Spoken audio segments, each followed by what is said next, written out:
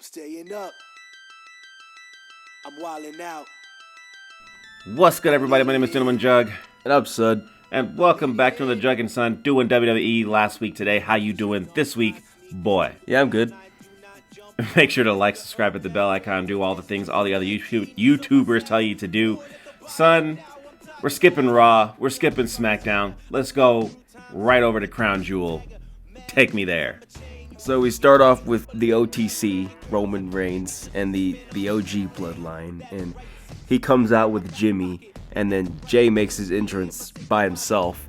So I guess, he's a bigger star than Jimmy, so he gets his own entrance. How does Jimmy feel watching his brother just up there, getting the huge pop all by himself? And he's like, I'm older than you by like a few seconds. He's like, I have to come out with Roman.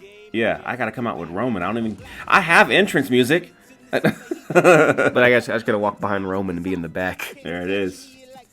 So then Solo comes out, and they have their bloodline match, and It's a tag match. I just thought it was gonna be like a free-for-all, but it's a tag match. it's a tag match. The free-for-all's for Survivor Series, I guess. But, Solo, Solo's bloodline wins because he pins Roman Reigns clean.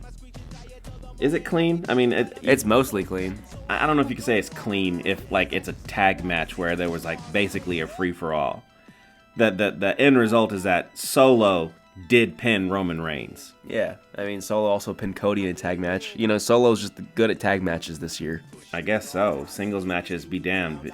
Him with those tag matches, he's got it. He's got your number. In tag matches, he can just pin world champions. All day. In singles matches, is like I can't beat anybody. I can barely beat Jimmy. But yeah, so I guess Roman looks pretty terrible right now, and then they're beating up Roman, and then Sammy comes out to, I guess he's here to save them. He was talking to Solo in the car on Raw, but I guess he changed his mind and he saves them. And then when they all surround Solo and Sammy tries to kick Solo, but he ends up hitting Roman. So Roman got spiked, he got pinned, and then he got kicked in the face. Hey, the hero's got to be at his lowest low, right? Yeah. There you go. Roman's just getting trashed. Trash him. And now that was kind of it. So I guess you gotta watch SmackDown to find out what happened next. Or a little bit of Raw, because seeing as how Sammy and Jay are on Raw and the rest are on SmackDown. Yeah, well, Roman doesn't make Raw appearances anymore. We'll see. We don't know what's going to happen tomorrow. And then we had the most important match here, the women's tag match. Yeah, didn't care. I completely forgot who was like, the person tagged in and so on and so forth.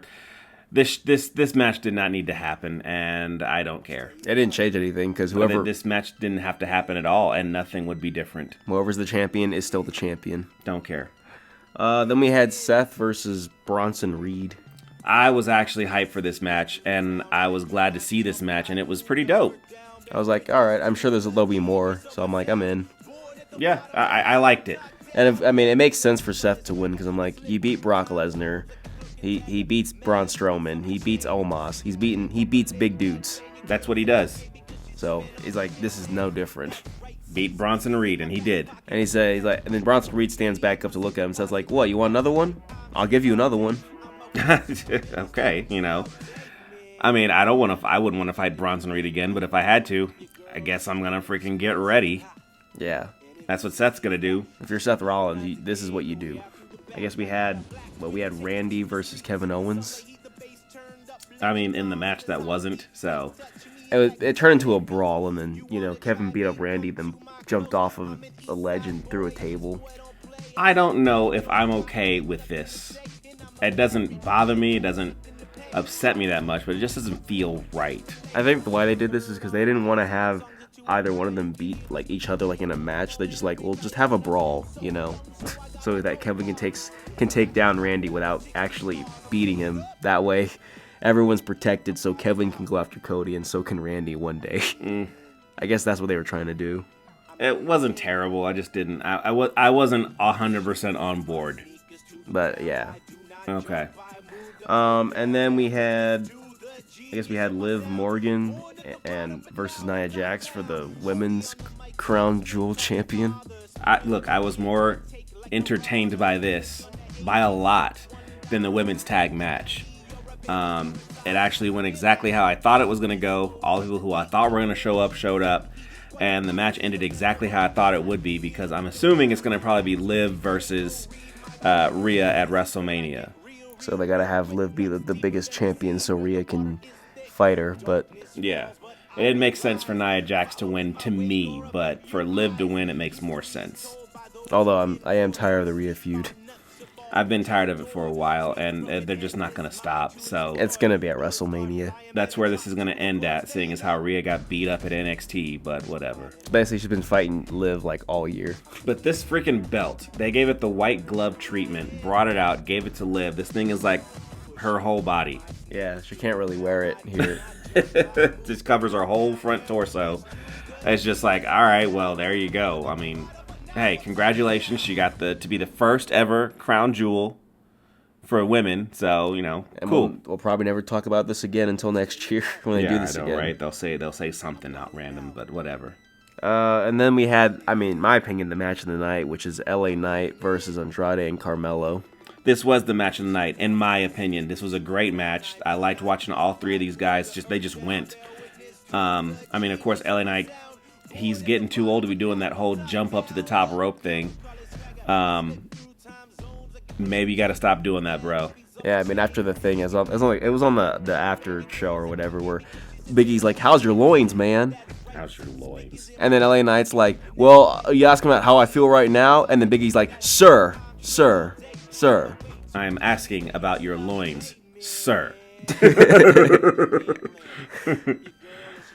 Look, this match was great. I still hate that belt, but I did like the match, so I guess there's that. And I'm pretty sure LA Knight's going to have this title for a long time. Yeah. Like, there's no other way around it. Have a tournament on SmackDown for the next, number one contender for the U.S. title, and then go from there. Well, all I can say is that, he's defended his title more than Logan Paul. Shabims.